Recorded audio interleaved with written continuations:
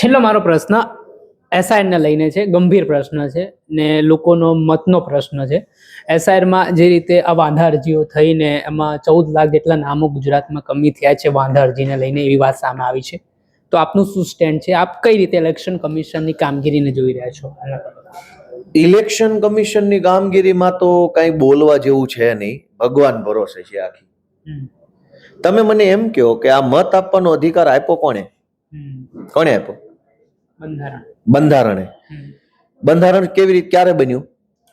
1919 દેશ આઝાદ થયો ત્યારે. ન થયો હોત તો બંધારણ બને? ના બને. દેશ આઝાદ કરાવવાની લડાઈ 200 વર્ષ ચાલી. 200 વર્ષ સુધી આ દેશના મહાપુરુષોએ બલિદાન આપ્યું, ભોગ આપ્યો, જીવન સમર્પણ કર્યું, ત્યારે આઝાદી આવી. આઝાદી આવ્યા પછી આઝાદી સમયના મહાપુરુષોએ પોતાનો લોહી, પરસેવો અને દિમાગ બધું જ વાપરીને ડોક્ટર બાબા સાહેબ આંબેડકરે બંધારણ બનાવ્યું ને એમાં નક્કી થયું કે બધાને એક મત આપવાનો અધિકાર રહે છે. આ અધિકારોથી દેશની, રાજ્યની સરકારો બને છે. એટલે આખો દેશ કે આખા રાજ્યમાં જે કાંઈ થઈ રહ્યું છે એના પાયામાં એક મત છે. બિલકુલ.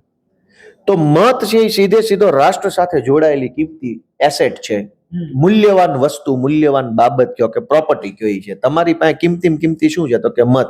ચૂંટણીમાં શું બોલીએ? તમારો કિંમતી અને પવિત્ર મત અમને આપો. તો મત છે ને એ કિંમતી છે વત્તા પવિત્ર છે. પવિત્ર એટલે છે કે રાષ્ટ્ર સાથે જોડાયેલો છે, કિંમતી એટલે છે કે એનાથી તમારા મતથી નક્કી થાય છે કે રાષ્ટ્રનું સંચાલન કોણ કરશે. આવી તમારી કિંમતી વસ્તુ તમારી પાસે ઝૂંટવી લે એ ચોરને તમે શું કહેશો?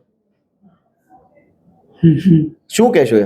ભાજપ અત્યારે તમારી પાસે રહેલી મતની નામની કિંમતી વસ્તુ ઝૂંટવે છે, તો એ ચોરને તમે શું કહેશો? ભાજપના દેશ વિરોધી હલકાઓ કહીશું એને. હલકાઓ, દેશ વિરોધી હલકાઓ. આ દેશના બંધારણથી મત આપવાનો અધિકાર મળ્યો. કોઈ ભીખ નથી ભાજપે આપેલી. ભાજપના બાપાની ભીખ નથી અહીંયા. તમે કઈ અમને નથી આપી દીધું કે તમે લઈ લેશો. ભારત દેશના સંવિધાનથી જે કઈ હક મળ્યો એ લઈ લેવો છે તમારે. અને એ હક છીનવી લઈ દેશ વિરોધી નો ગણાય. શું કહેવાય? પોતે બહુ મોટા દેશ પ્રેમીના દીકરા બનીને ફરે છે, રાષ્ટ્રવાદનો ઝંડો લઈને. તમે કોકના વોટ આપવાનો અધિકાર છીનવી લો છો તો તમે દેશ વિરોધી નહીં ગણાવ? વોટ આપવાનો અધિકાર છીનવી લઈ માણસ ભારત વિરોધી નો ગણાય? ગણાય કે ન ગણાય?